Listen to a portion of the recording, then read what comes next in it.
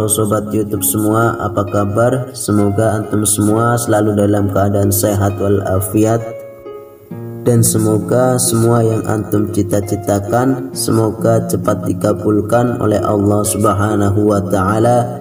Amin ya rabbal alamin.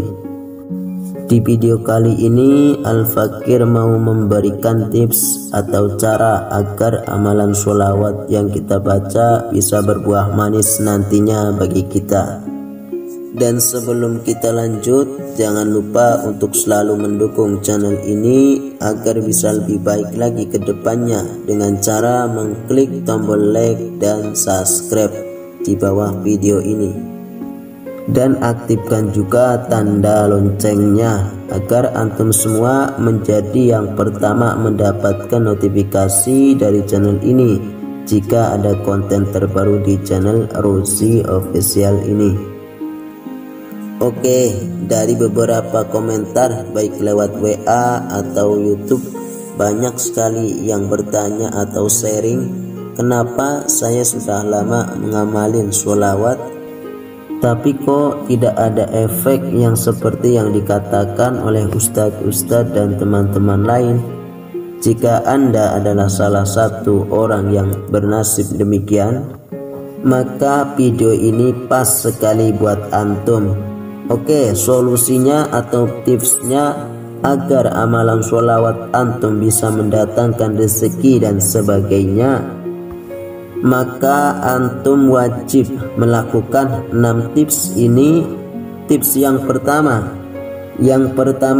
sebelum mau mengamalkan amalan sholawat, Anda harus dalam keadaan suci, baik dari hadas kecil atau besar, dengan cara berwudu dan mandi junub atau mandi besar bagi yang berhadas besar, kemudian berwudu. Kenapa demikian? Karena ketika seseorang berwudu, maka dosa-dosanya dari anggota badannya akan rontok dari mulai ujung rambut sampai ke ujung kaki. Itu sebabnya wudu disebut juga mensucikan. Dalam hal ini adalah menghilangkan dosa-dosa dari anggota badan. Yang kedua, Anda harus melakukan sholat terlebih dahulu, baik wajib atau sunnah, atau lebih bagusnya ketika selesai mengerjakan sholat sunat hajat atau qiyamul lail atau sholat malam. Kenapa demikian? Karena sholat adalah kunci semua amal ibadah agar bisa diterima oleh Allah Subhanahu wa ta'ala. Dan jika sholatnya baik dalam artian khusyuk, maka doa yang dibaca ketika sholat akan sampai kepada Allah Subhanahu wa ta'ala. 3. Anda harus bermunajat kepada para kekasih Allah, baik para nabi atau para rasul atau para wali-wali Allah, dengan cara bertawasul. Apa sih manfaatnya kita bertawasul? Tawasul adalah wasilah atau jalan membuka keberkahan dengan membawa nama seseorang yang sangat dicintai oleh Allah, dengan mengharapkan kita akan kecipratan barokah dari nama kekasih Allah tersebut. Sebut saja dalam hal ini adalah Nabi Muhammad sallallahu alaihi wasallam dan Sultanul Aulia Syekh Abdul Qadir Al-Jailani radhiyallahu anhu. Dan akan lebih afdol lagi jika ditambahkan nama-nama kekasih Allah yang lainnya. Yang keempat, Anda harus niat lillahi ta'ala atau karena Allah semata, bukan karena yang lainnya, apalagi karena masalah duniawi.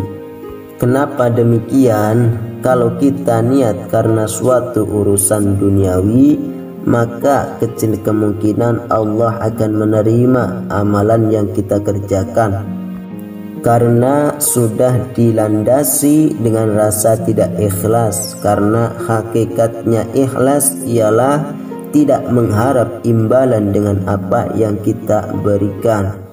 Terus nanti Allah tidak akan tahu dong apa yang kita inginkan.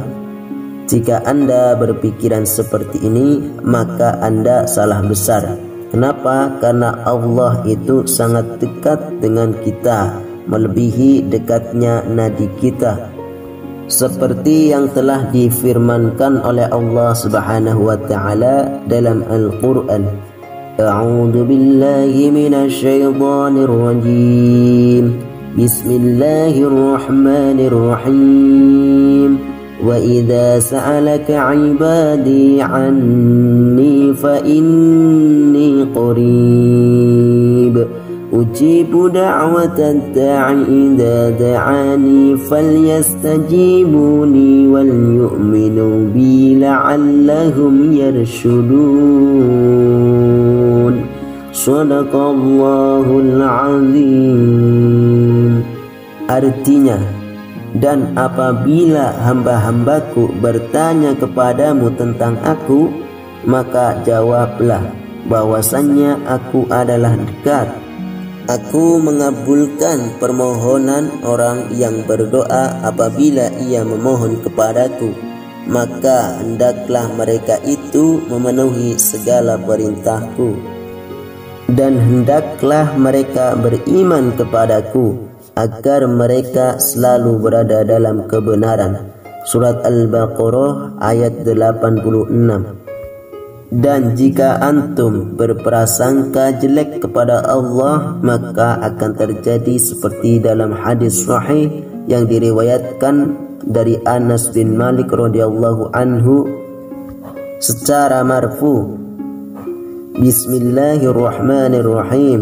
Qala Allah Ta'ala, "Abdi ana 'inda dhannaka bi wa ana ma'ak idza dzakartani." Yang artinya Allah Ta'ala berfirman, "Wahai hamba-hambaku, aku sesuai prasangkamu kepadaku, dan aku bersamamu jika engkau ingat kepadaku." Hadis riwayat Al-Hakim nomor 1828. 5. Harus ada yang mengijazahkan. Kenapa demikian? Bukannya sholawat itu langsung dari Allah diijazahkan untuk umat Nabi? Ya, memang benar. Tetapi di sini kita berbicara tentang karomah atau keistimewaannya. Perbedaannya yaitu amalan sholawat yang diijazahkan baik dari habaib atau para kiai itu mengandung keistimewaan. Salah satunya bisa mengabulkan hajat kita dengan dibaca sekian kali. Seperti itu perbedaan dengan sholawat yang tidak diijazahkan oleh para habaib atau para wali-wali Allah.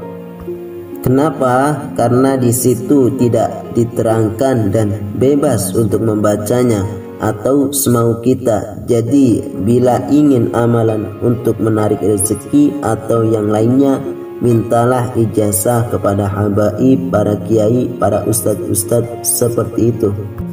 Yang keenam atau yang terakhir yaitu antum harus percaya atau yakin dengan amalan yang akan antum amalkan.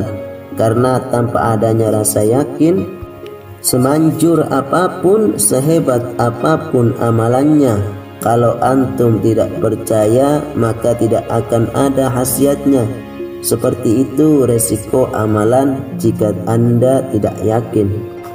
Itulah tadi 6 tips atau solusi bagi antum yang sedang kebingungan karena sudah lama mengamalkan sholawat tapi belum ada khasiatnya. Jika antum melakukan 6 tips di atas, saya yakin dengan izin Allah apa yang antum inginkan bil wasilah membaca sholawat akan diijabah oleh Allah Subhanahu wa ta'ala. Amin ya rabbal alamin. Sekian, terima kasih telah menonton. Semoga bermanfaat. Sampai jumpa di video selanjutnya. Wassalamualaikum warahmatullahi wabarakatuh.